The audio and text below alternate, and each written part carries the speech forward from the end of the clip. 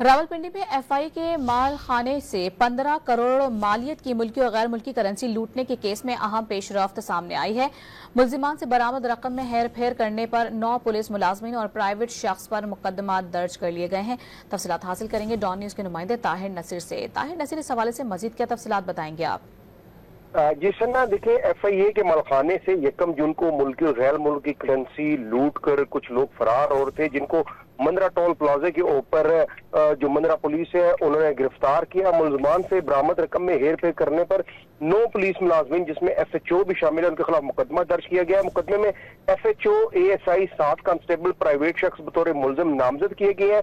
Anti corruption circle FIA के एफएचओ असफन यार के मुद्दे में मुकदमा दर्ज किया गया और मुकदमे के मतन में कहा गया कि एफआईए मलखाने से 2 मुलजमान में तकरीबन 15 करोड़ रुपए मालियत की मुल्की गैर मुल्की करेंसी लूटी। करेंसी और दीगर अशिया लेकर जाने वाले मुलजमान को मंदरा पुलिस ने टोल प्लाजे पर पकड़ा।